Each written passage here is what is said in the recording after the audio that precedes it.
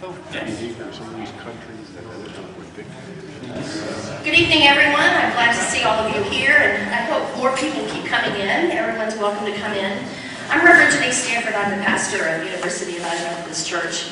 I'm so glad you're here. You may not know this, but John Wesley, who was the founder of Methodism, believed that there was no gospel other than the social gospel. So social issues are a big part of the United Methodist ethos, and we believe that as United Methodists that we want to welcome all faiths, all people, and welcome all viewpoints. So we're very glad you're here.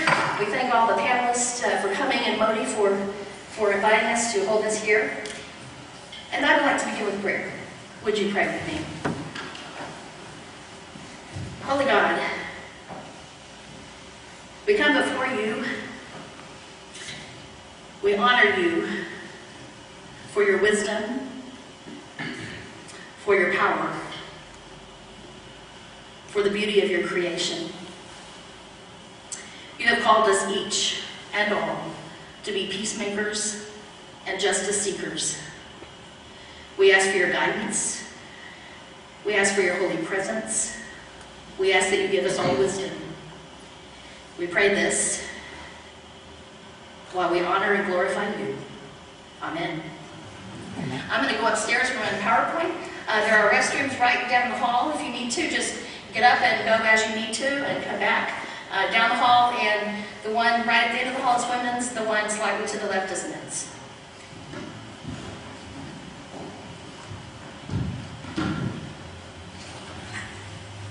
Welcome to the third of our Kansas Interfaith Actions 2018 Faith and Public Policy Forums. My name is Rabbi Moti Reber. I'm the Executive Director of Kansas Interfaith Action. Thank you for coming. These forums are intended to serve two purposes: to give good, solid, factual information about issues of pressing importance to the people of Kansas, and secondly, to put the issues that we face into a moral framework. For those unfamiliar with us, Kansas Interfaith Action is a statewide, faith-based issue advocacy organization that puts faith into action by educating, engaging, and advocating on behalf of people of faith and the public regarding critical social, economic, and environmental concerns. KIFA members are shaped by the values of our diverse faiths, which connect us to an age-old concern for justice, peace, and human dignity. Rooted in faith, we join hands across difference to work for moral public policy in Kansas. We are grateful to University United Methodist Church and to its pastor, Reverend Denise Stanford, for allowing us to hold the event here tonight. We're also grateful for financial support for this event from James Horlacher, our First Affirmative Financial Network in Lenexa, and also from the Climate and Energy Project. I'd also like to personally thank David Norland, who is my advance man in Salina and has done such a great job getting the word out about this, as well as my Airbnb. The format of tonight's event is, after I finish talking, whenever that is, each of our panelists will present on their area of expertise. The framing question they were given is, what is most important for people to know about the work you do and the challenges you face? If you were able to tell an audience in Saline County, of Saline County voters, the most important thing about the challenges facing Kansas, what would it be? After each of our presenters speaks for 10 or 12 minutes or so, we'll have a question period. Tonight's event is nonpartisan, meaning we will not be telling you who to vote for, or even which candidates we think are closest in alignment to the public policies that we are presenting here tonight. My hope is that you will, after you hear the presenters tonight, you will go to your candidates, and after the election, go to your elected officials and ask them where they stand on these important issues. There are also plenty of places to find endorsements, as I'm sure you're well aware. Women for Kansas, in particular, has a very comprehensive voting guide available on their website. And if you need help finding that or other resources, you can ask one of us after the event. We are calling this a Faith and Public Policy Forum. These good people are secular policy advocates and activists who are working every day to improve the lives of Kansans and to change people's lives for the better. It's up to me to put this into a faith frame, so here we go. how we as a society collect and spend our common resources, and whether and how we care for the less fortunate are issues with profound moral significance. The reason KIFA exists, KIFA is Kansas Interfaith Action, is because in Kansas the language of faith has long been used to promote extreme conservative policies that we do not believe are in keeping with the best teachings and intentions of our faith traditions. We felt and still feel the need to reclaim the language of faith for a politics that is celebratory in diversity, compassionate to those in need, and vigorous in its pursuit of justice. I don't have to tell you that we live in very challenging times. On the national level, it seems that every policy that is implemented, from tax cuts for the wealthy and corporations to rolling back key environmental and climate protections, seems to be going in the wrong direction.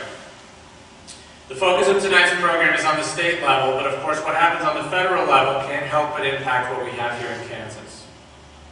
If Medicaid is changed to block grants, if work requirements are put onto SNAP nutrition assistance, if inhumane immigration enforcement breaks up families and disrupts our communities, that is something that we have to deal with locally, and those are pieces that we in Kansas have to pick up. The Brownback experiment wasn't simply a tax and budget experiment. It was an experiment with the entirety of state functioning. Medicaid privatization, massive cuts in the executive branch, which among other things have led to hundreds of children being forced to sleep on office floors.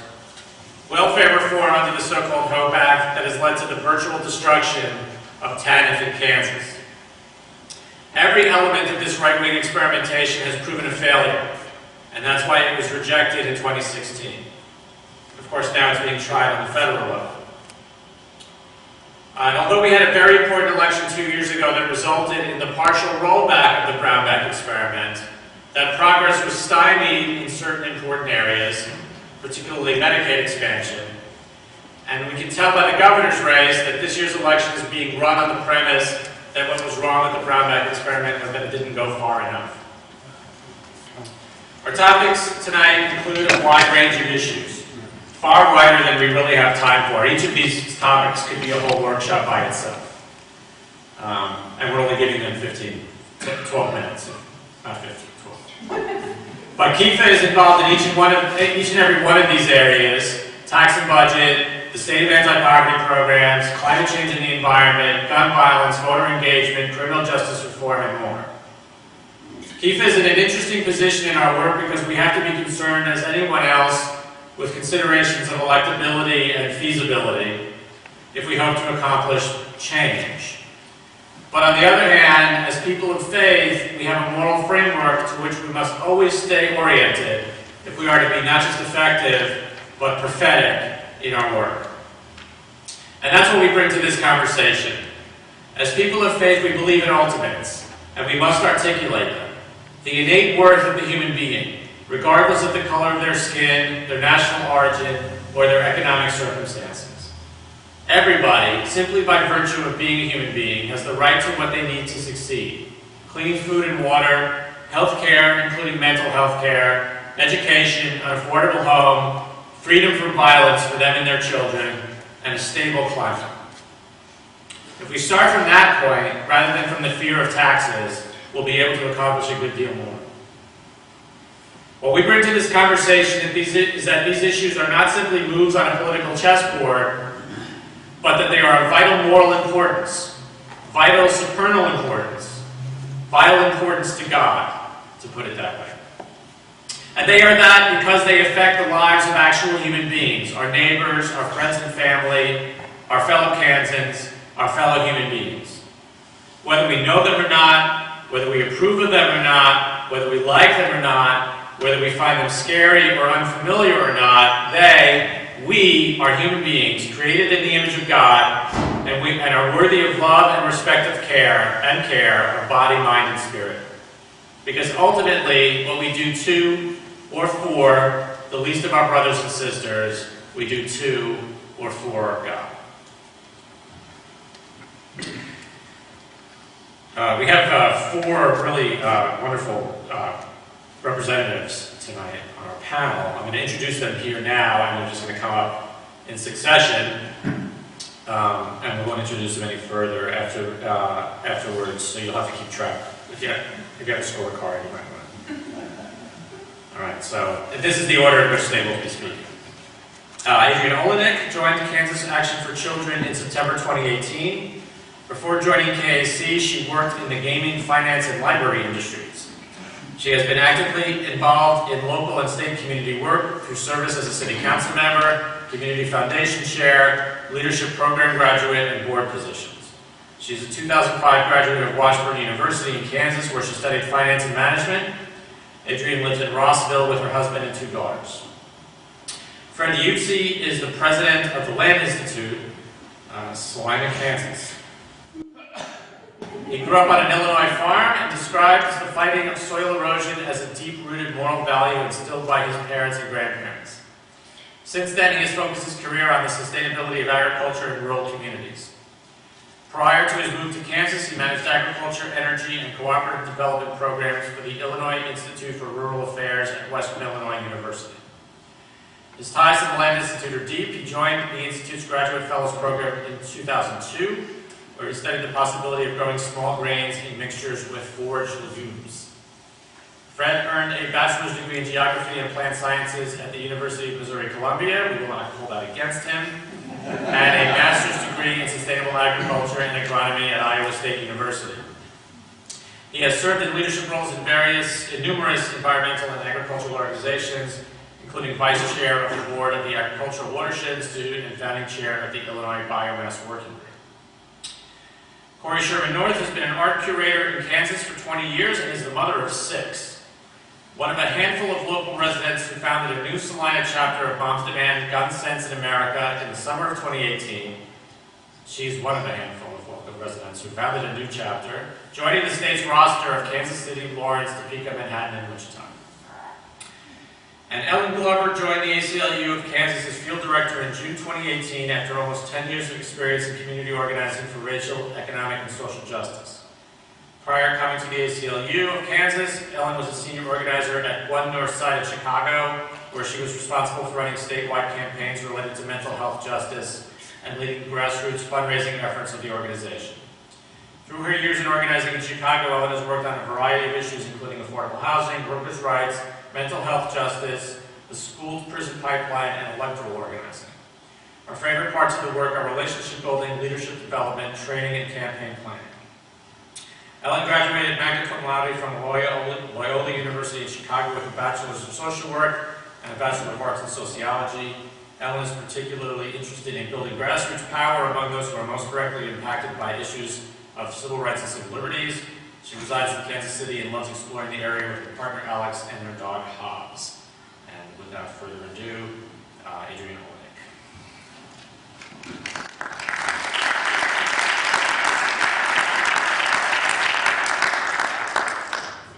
I think Rabbi Reber did such a good job. I'm just going to cue up the Secretary of State debate, and we'll watch that for the next 12 minutes.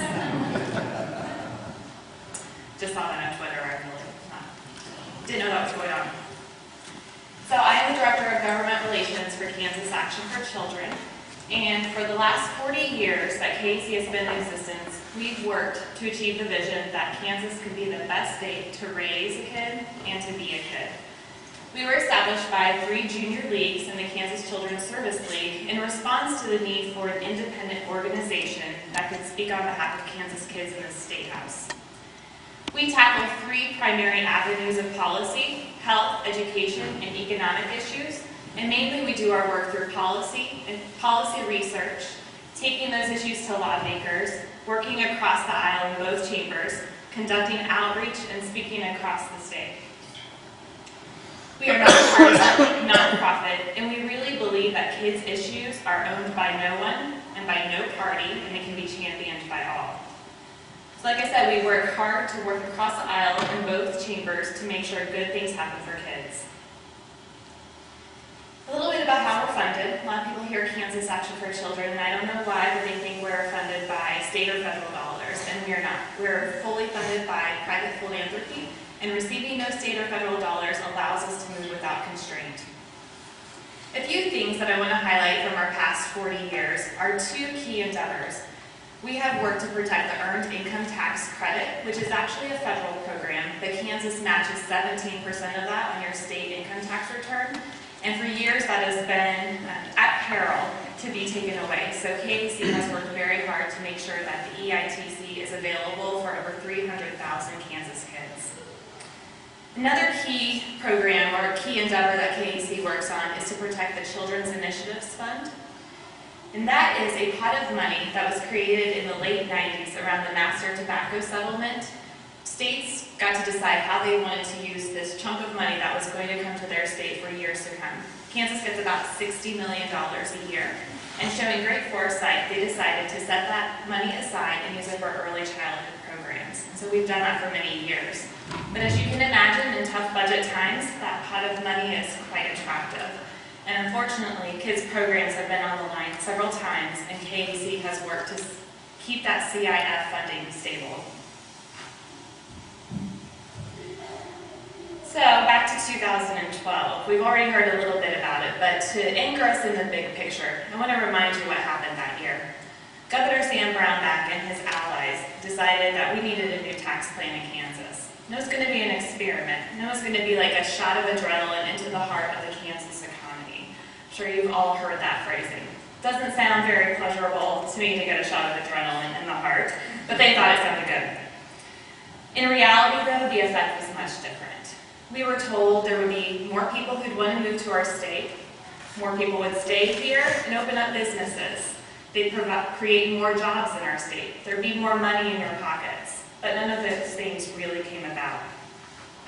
Instead, what we saw was a self-created years-long crisis, 9 consecutive rounds of budget cuts, several credit downgrades, and record high debt. I think back to 2012 personally, and it was when my youngest daughter, Reese, was born. My oldest was heading into the public school system, and I was thinking, what is that going to be like when Reese gets there in a few years? And as we continue to see support decline for public education from the legislature, I knew I had to do something. Unfortunately, other Kansans decided to step up as well. They became increasingly aware and engaged. They came to forums. Thank you for being here tonight. You're still here.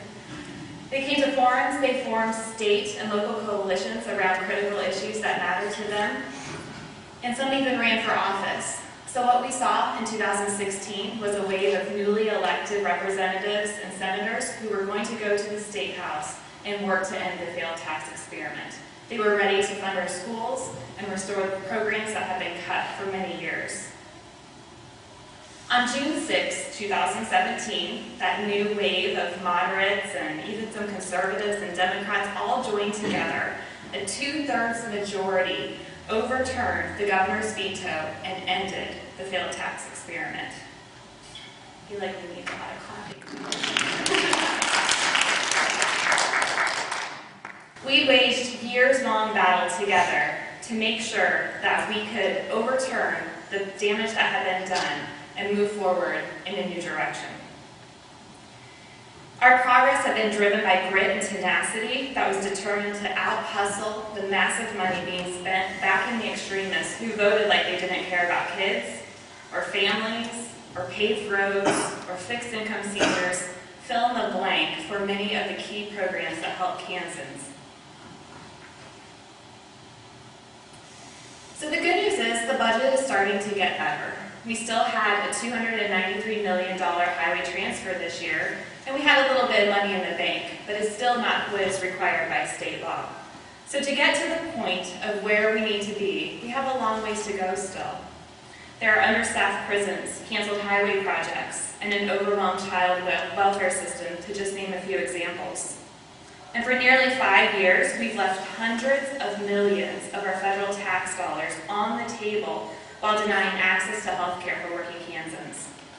It's never made sense from a state bottom line or the well-being of our neighbors. And in fact, we know that Kansas kids fare best when their parents are insured. This is a simple step we must take immediately. The bad news is that none of this can happen overnight. We know that. There is a lot of work to come still. Dwayne Gosen, who I hope you've had the pleasure of hearing speak, he went around the state in the past few years, a former state budget director. He said he feared it would take a generation to undo all the damage. So we're still a little worried. We see crowds shrinking. We see fewer people engaging in community events. We know the fixation and the fatigue of what's happening at the national level is having a trickle-down effect in Kansas. And we're worried that Kansans were so dialed into tax policy that once it passed and changed on June 6, 2017, they relaxed. The work was done, right? But that was just the beginning. We've had 2 years of positive direction and good things are happening, but it will require all of you, every Kansan, every year to stay aware and engaged of what's happening. So next year, if the trend continues, 36,000 babies will be born in Kansas. Let that sink in for a minute. I spoke to an early childhood education group this morning. I told them that was good news for their profession. Ready supply of customers. But thanks to decades of research, we know what we need to provide those babies so that their social, emotional, health, and educational needs are met. And they don't need just one thing. They need stable and responsive relationships, nurturing places and experiences, suitable nutrition, and access to health care. That will really set them up for a foundation of health and opportunity. There are great programs in Kansas that are already doing this. Parents as teachers and other home visiting services are providing key tools to help parents learn to be good parents. Child care assistance is enabling access to affordable, high-quality early care. CanCare and the Children's Health Insurance Program is helping kids go see the doctor. Cash assistance and the Earned Income Tax Credit that I already mentioned is adding financial stability to families. These policies and programs are just some of the ingredients in the recipe for a child's success.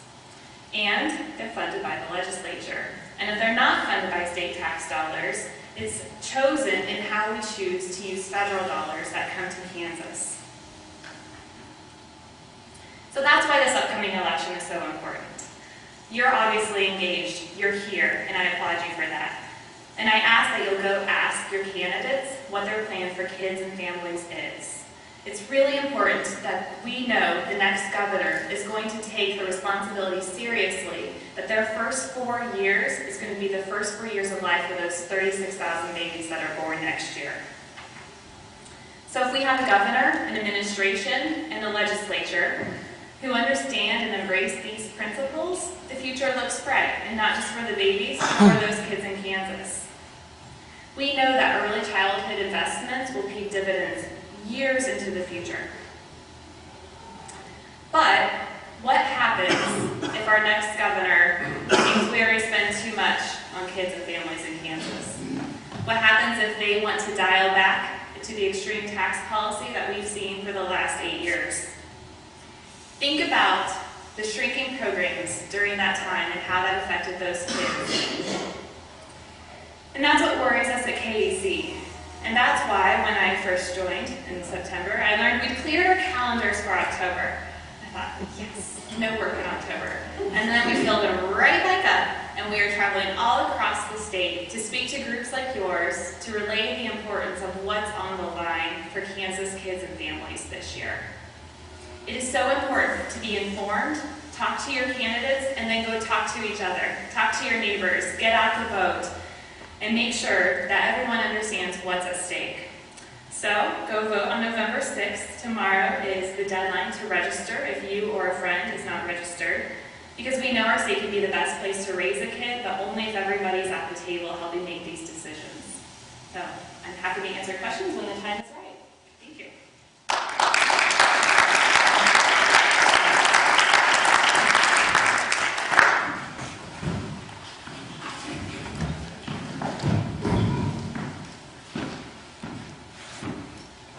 Fred Utze, once again, from the Land Institute. I can't help looking out at you, but notice you have an uneven population distribution here in the room.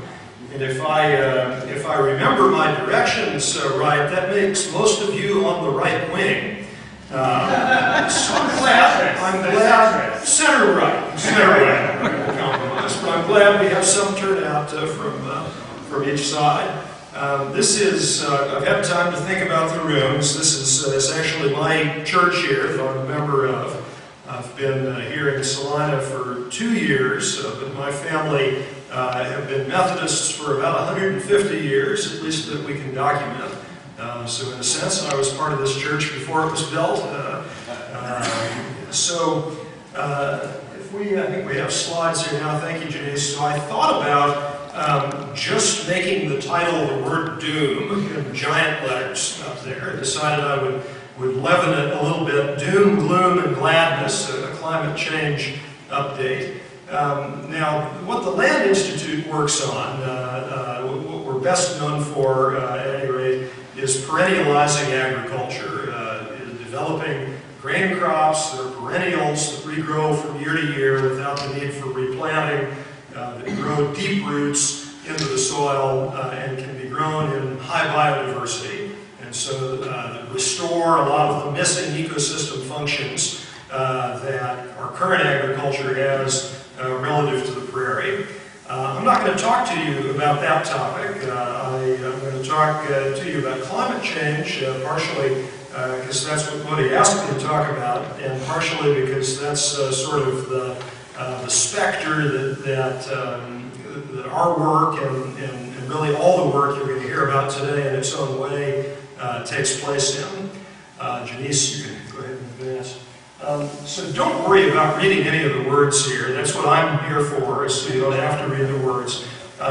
There's been an excellent set of writings published in the last few years by an economist named Kate Rayworth. Her book is Donut Economics, as is her website here. And so her concept here is that the middle of this circular diagram is a chart that shows how well the world is doing, or how well any particular country is doing at meeting basic human needs. So there's sort of a petal of that chart inside the green ring for access to energy, for access to nutrition, for ability to live in a democratic governance environment, for healthcare status, and so on and so forth.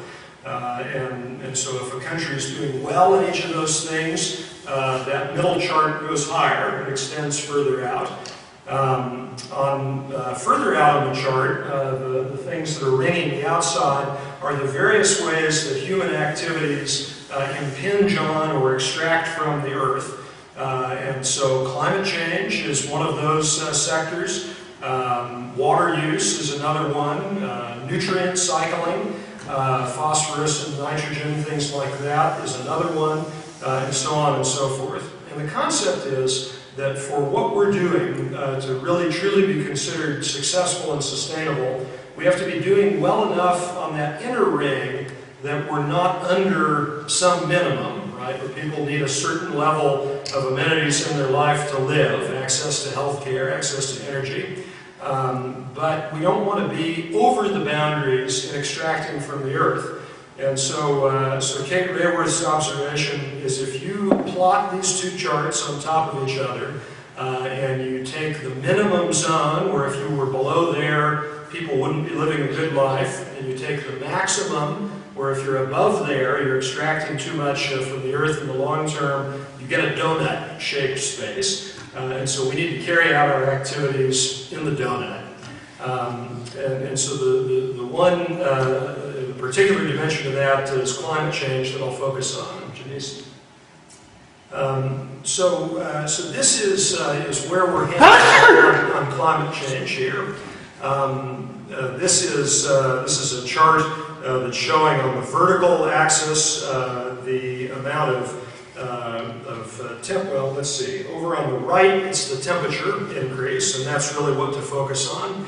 On the bottom, it's years. Right now, at the end of the solid black line, that's the current year, or it may actually be 2017. And then those colored bands are the trajectories that we're on for different amounts of temperature rise. That gray zone over there is one where by the end of the century, which is the edge of the chart there, that globally there are temperature rises about in the 4 to 5 degrees Celsius range. The blue zone is about 2.5 to 4 degrees of temperature rise. And then the yellow and the green are 2 degrees and 1.5 degrees. That's relative to what temperatures were on the globe before the Industrial Revolution. This is sort of the currency here of estimating what effect climate change is going to have on people. The effects of climate change, which is partially global warming, and it's partially what Amory Lovins memorably called global weirding of weather regimes being destabilized and it being too warm or too cold or too dry or too wet in any given place in a manner that interferes with human activities. And this impinges on agriculture, it impinges on the security of people's homes and businesses when it comes to things like flooding and extreme weather events. It impinges on biodiversity. Species will live or die depending on the habitat impacts here. And what temperature we land at determines the level of disruption that we're going to get. Right now, if we don't change what we're doing, we're headed more for that gray zone. If the countries of the world that participated in the Paris Climate Agreement 2 years ago actually carry out what they pledged to do, which is a pretty dubious proposition at this point, will be in the blue zone. And in order to get down to that green zone, we've got to do even better than was pledged at that Paris Accord. Janice. This is a map here of how well countries around the world are doing on this. Green is countries that are doing well. There's not much green on that map. As it grades down into red and sort of a dark red or brown color there, that's countries that are significantly undershooting the carbon dioxide emissions cuts that they need. Go on another slide. And this is the report card for the United States, and you can click again. And so the score there is critically insufficient on what we're doing. The pathway the United States is on now is one where if other countries did the same, we would be headed for this 4 degrees temperature rise or greater change here. And it's useful to pause and reflect on what this means exactly, because of course we think about biodiversity, we think about agriculture, we think about floods, and in some situations those seem rather distant from some of the immediate social concerns that we have that are 100% legitimate, related to equity, related to justice, related to safety. But ultimately, all these things wrap up in one another. When it becomes difficult to maintain a functioning economy, when it becomes difficult to maintain steady food prices, when it becomes difficult to live in a house that doesn't flood out every few years in a low-lying area, it's people of the lowest income status that suffer the first and the most. It's people of the most disadvantaged social status, whether it's the reasons of race, gender, or otherwise that suffer the most. And globally, it's the most vulnerable people in the global south that suffer the first and the most. So there really are no environmental problems ultimately that are not linked to short-term social problems. We'll click again here. I wanted to put a gesture towards saying something about policy, because that's what we're talking about. One of the realities of the situation here is that there's very little policy that we're pursuing right now in the U.S. To ward off climate change. A couple of the big planks in recent years have been the Clean Power Plan, which would do kind of what it says, would reduce carbon dioxide emissions from power generation some, the Climate Action Plan, and both of those things are basically shuttered at the moment.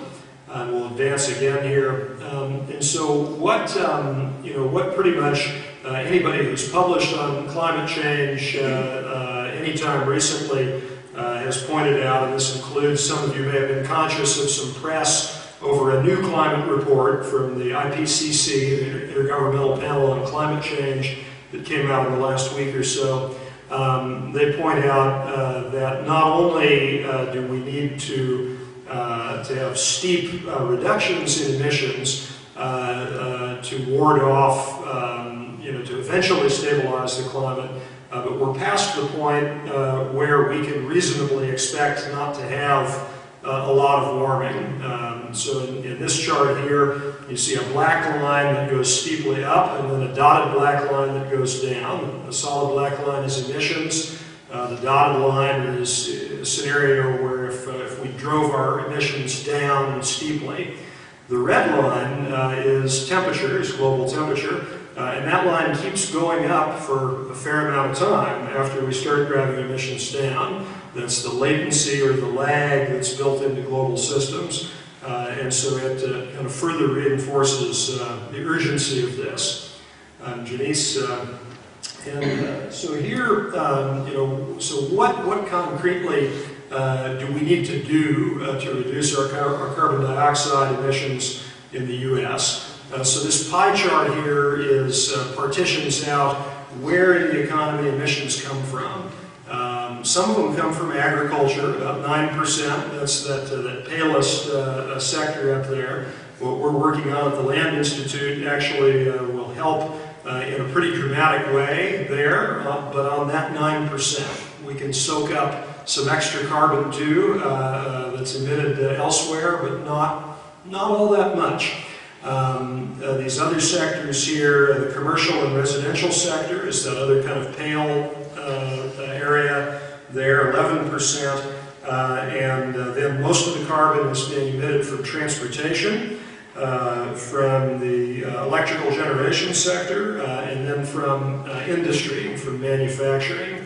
And so, we can reason pretty logically about what we need to do in each of those realms. It's some combination of using less and innovating to the best of our abilities to produce with less emissions. So this is the EPA's chart here, and if you'll click again, Janice, here's my chart here. This is pie chart. There's one sector in it. It says human economic activity, 100%. Is where anthropogenic carbon dioxide emissions come from. And the difficulty that we have is that we have not yet devised, nor do we have any expectation of devising, a way to completely decouple our economic activity from emissions, from carbon dioxide emissions. We can reduce that coupling, but we have no immediate prospects or theoretical prospects of removing it entirely. Click again, and let's skip past this, actually. Yep, and we'll wrap it up here. So basically, a country that was doing well on meeting human needs without overloading the planet here would be up in the upper left-hand corner of this chart. These are almost every country in the world. They're distributed between not meeting human needs very well, but staying within planetary boundaries down at the lower left, and meeting human needs well and exceeding planetary boundaries up at the upper right.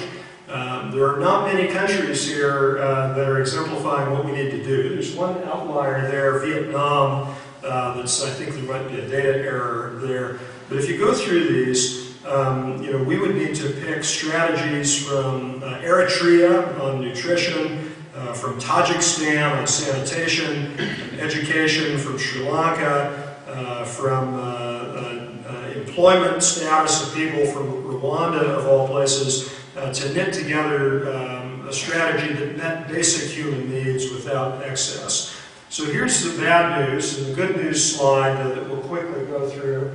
This will lighten the mood. Stopping climate change is hopeless, is what this slide says. Let's do it. This is a New York Times article from the last week. This is one of the best things that I've read in a number of years.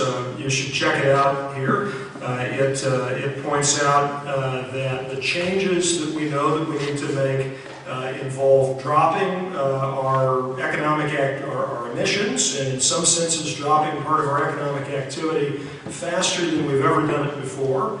Ultimately, it's going to take an end to economic growth, a process of degrowth. But as this article points out, so even as minimal of a pathway as there appears to be politically to do this in the short term, I'll close out by reading a few sentences from the article. Solving climate change is going to be harder and more improbable than winning World War II, achieving civil rights, defeating bacterial infection, and sending a man to the moon all together.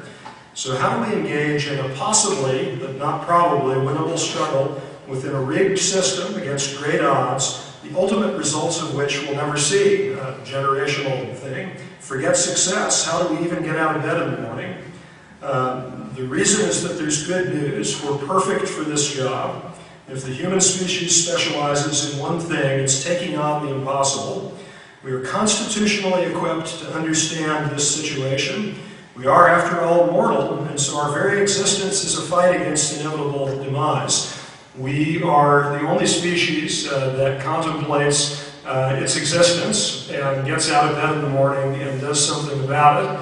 That's what got us into this mess in a lot of senses. It's the only thing that's going to get us out of this mess. And I'll truly close now by quoting myself from Prairie Festival. I can find the red page here for those of you who are there. We are going to have the skills that are needed with equanimity to seize the next chance for policy change that we get. It may not be for a few years. And to ride this through in a process that's going to be painful and is going to require a lot of change.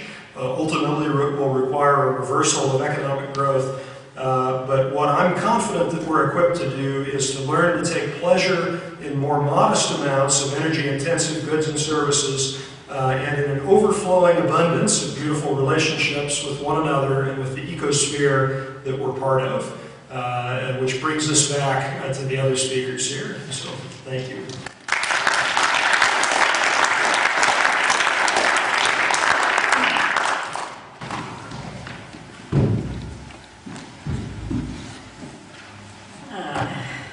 Good evening, everyone. And I'm Corey Sherman North, the art historian that's a little nervous without pictures, so I brought plenty. Starting off with, I feel is one of the most important to me.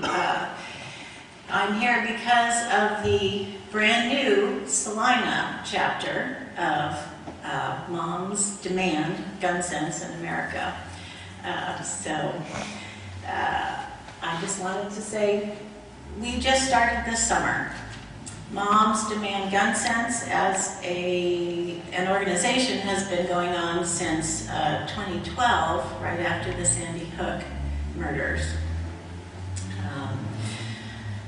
But here we are in Salina, right after the Douglas High School, Parkland, Florida student went into his high school and shot 17 students. And immediately, these brave students that survived have gone out for change, and that's what we're all here for. We're going to go after the policy, we're going to go after our elected officials and demand that our laws change. We've got to do something about all this gun violence and just the sheer numbers of weapons in everyday hands. In Salina, Central High School the students there decided they wanted to get together and observe a time of 17 minutes of silence, and change to the next slide. And some of you in the audience were there when this happened, the next month in March of this year. You can see we have parents standing at the back by the house, and then a closer view of our Central High School students. And number 5, daughter, is going to that high school at this moment. And I heard that the student who organized this walkout of school with the full cooperation of the principal and the school, she was very worried. She told her mother that another gunman could come over. So we all had to worry about that day right there. I'm in the orange just as kind of a spot to take away from the kids, just in case. So that's why we're here. And the next slide.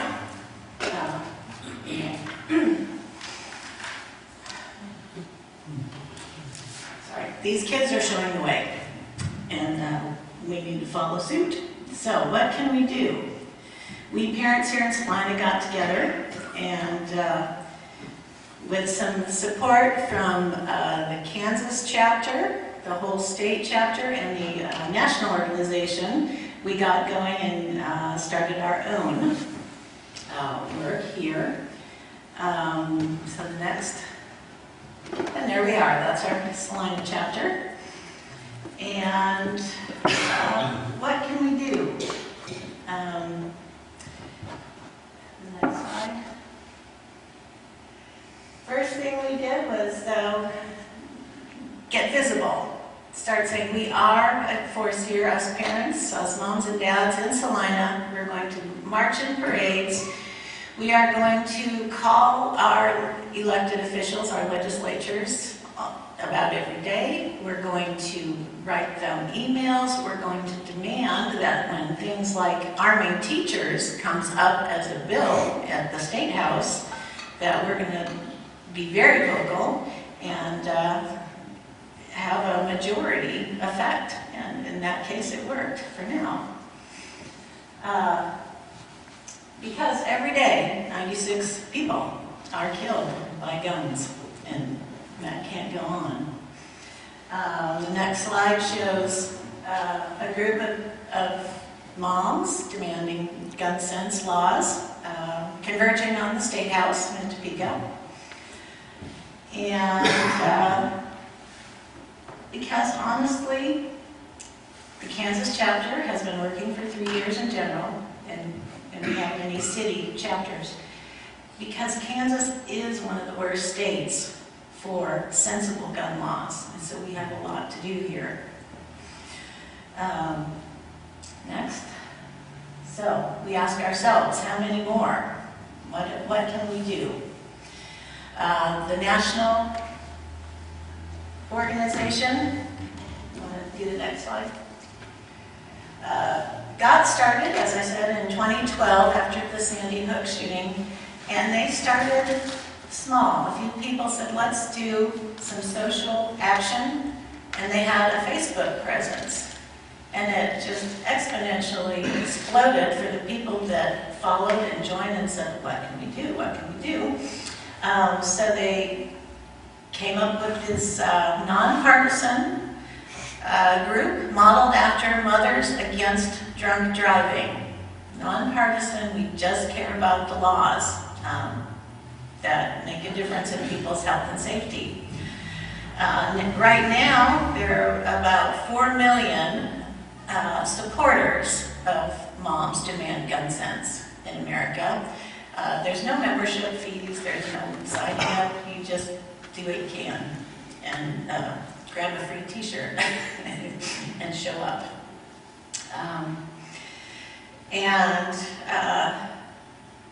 Things haven't changed an awful lot since Sandy Hook. There's been more than, well, almost 19,000 mass shootings, which means more than 4,000 people affected at once, which means more than 10,000 people have been shot, wounded, or killed here in America. So the platform is exploding. The majority of people here, us, we want things to change. And here's a group of more national organization wearing orange in support of the kids. And what do we do? Next slide. We get together, dads, families, phone bank, we canvass for voter turnout, we encourage people to just buttonhole their legislators. You candidates, what are you going to do if you're in office? You candidates, you legislators that are there, make our gun laws better. The letter writing to editors, social forums, Facebook itself has an amazing amount of writers on it every day. Moms also have other programs they've worked on. Do you get changed? And maybe, again, this is our gun sense candidate. This is what we're looking for. A person who seeks an office and is committed to standing up for the common sense gun safety measures. Just as people did decades ago to get automobile safety, we now all wear seat belts. Why can't we all have background checks? Why can't we have some standards that need to be met for permits to carry in areas where you're not supposed to drive, areas that you're not supposed to carry guns? We need to do a lot yet on the campus carry, for instance, here in Kansas. And the next one, to help out with the candidate buttonholing, you can go online at the websites that are available to find out if your own candidate, if your own legislature is certified by Moms Demand Gun Sense organization, because we do that. So please look for that and encourage your elected official to follow suit. Okay. Because that is the only way we're going to change. Moms are out there doing all kinds of things to get the message out. And then the next. One of the programs is geared towards gun safety actually in the home. There's an amazing amount of guns in everybody's everyday lives that we don't even know about, and 4% of all gun deaths are children messing around with guns in the home. So Moms Demand Gun Sense has the Be Smart program that goes into schools, churches, with the help of local law enforcement, and to try to hand out gun locks and just have basic safety measures really enacted, and getting whole families involved. The next one. And whole families involved, getting out there. Next.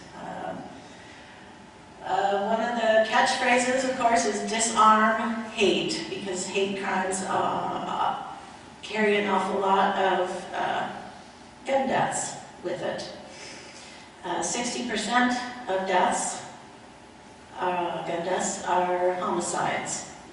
And then the next. Showing moms from one end of this America to the other, and then asking the question, why is the U.S. the only high-income country that needs lockdown drills? The only. Why? And these are the stats that I started mentioning, because we have so many, 96 deaths every single day. So far, on the bright side, in 2018, across the nation, Moms Demand Gun Sense has helped pass 25 new gun laws in 13 states, blocking 90% of the NRA's legislation efforts. Now, we are against the efforts of the NRA, but we support the Second Amendment, and we always want to make that clear. We want gun safety and sensible legislation to support that. Okay. All right. And then you can go on to the next one. And second leading cause of death in children, and we want to change that next. Okay, we could just kind of scroll through a couple of these, and we can talk about them later if you like. But suicides are 3 times more likely to happen with guns in the home. And next one, this will be the one more. Oh, one more. Sorry. Okay, one more. Gun safety is my #1 issue. Tell your candidates. Okay, and then one last public announcement.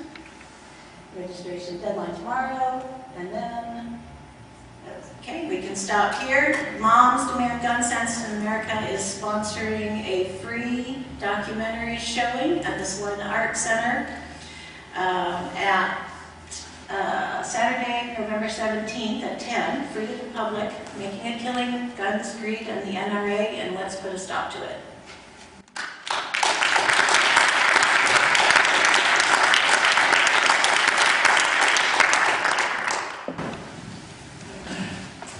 Hello. Good, let's try that one more time. Hello, everyone. All right, great. So I'm at the part of the program where everyone's falling asleep, so I just want to make sure y'all are awake and breathing. Since we're in a church, usually we do a song right now to make sure you're awake, but I won't force you to do that. So as Rabbi Modi said, my name is Ellen Glover. I'm the field director at the ACLU of Kansas, the American Civil Liberties Union. Many people know the ACLU as the folks that sue people a lot for violating the civil rights and liberties.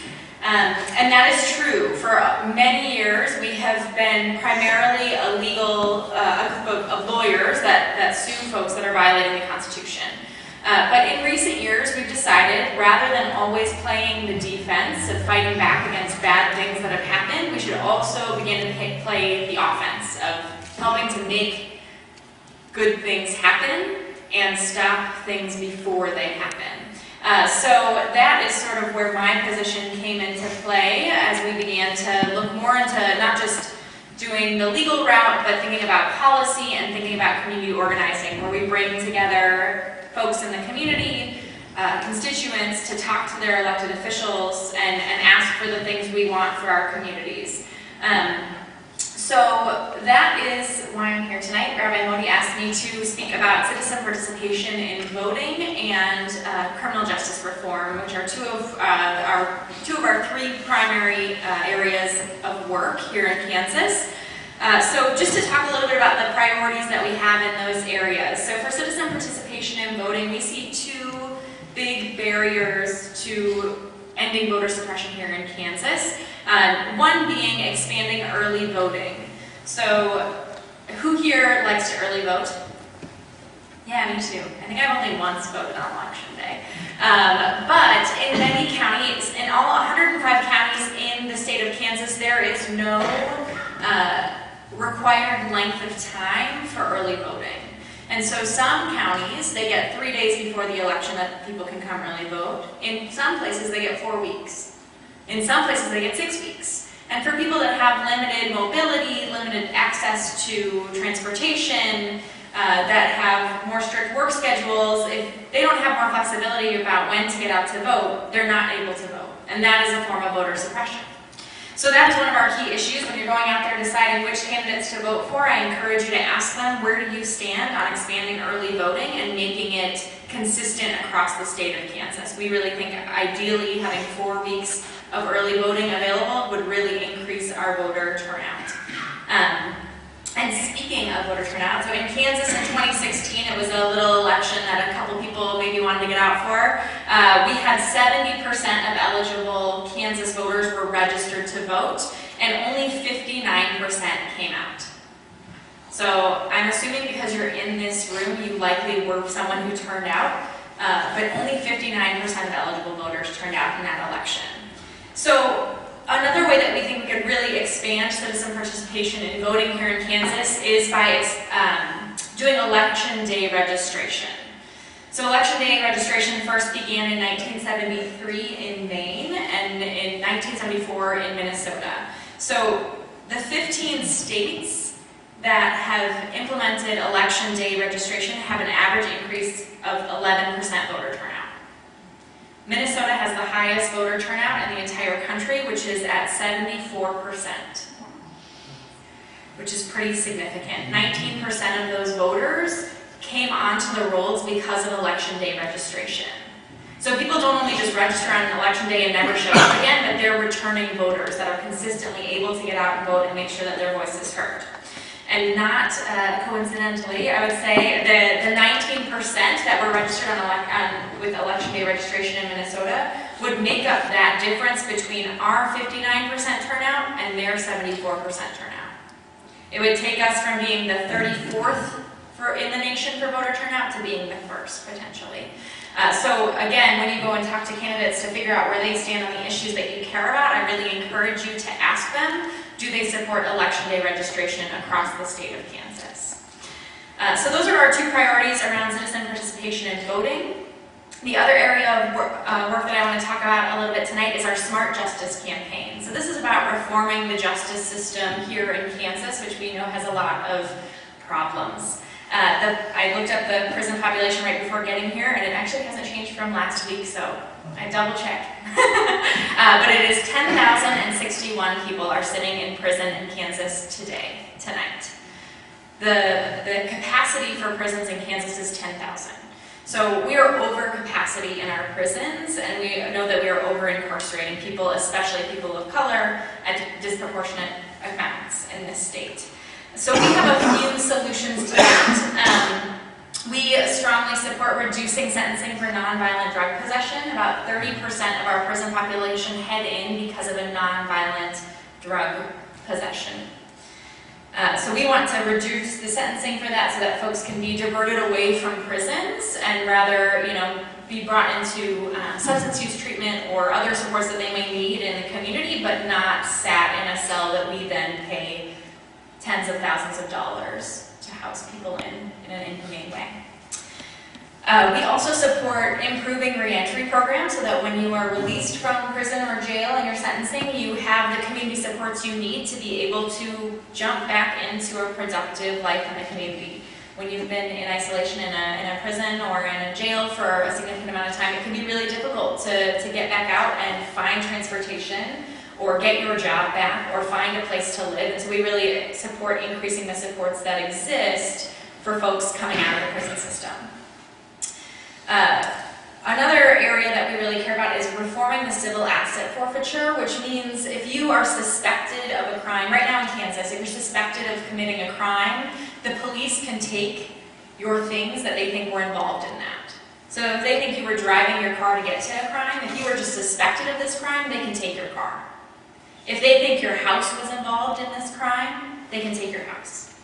And unlike our justice system that is supposedly, right, you're thought of as innocent until proven guilty, the civil asset forfeiture rules in Kansas say that you are guilty until you prove yourself innocent.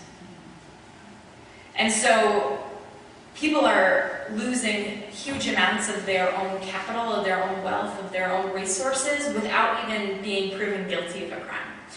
And so this past session, we were able to have a small victory in that the police now have to document what they are taking. Because before they didn't have to. And what that money is used for. So there's a long way to go on that one. So I really encourage you to ask candidates where they stand around civil asset forfeiture. It's a fancy term for the police get to take your stuff if they suspect you're guilty of a crime.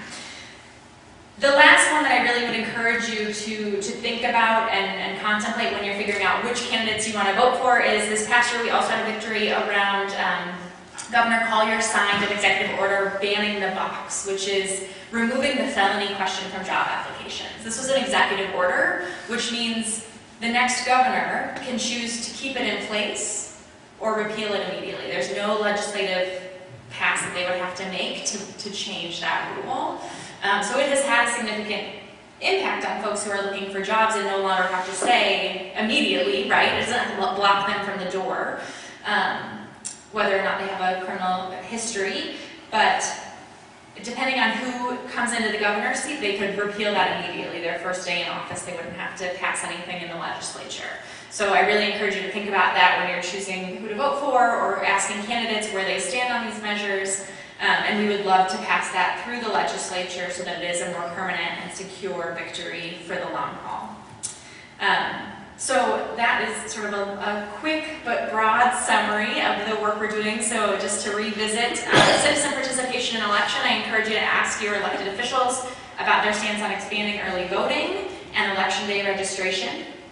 And then in the area of the justice system, I encourage you to ask them about their stances around reducing sentencing for nonviolent drug offenses, improving reentry services, keeping the ban the box executive order in place and expanding it to legislation, and then reforming civil asset forfeiture laws. So, happy to take any questions when the time is right.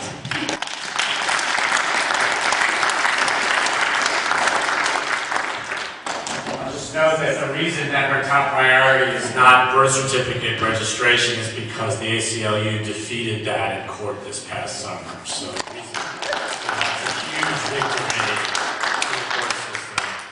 So I want to thank our participants. Please let's give them a round of applause.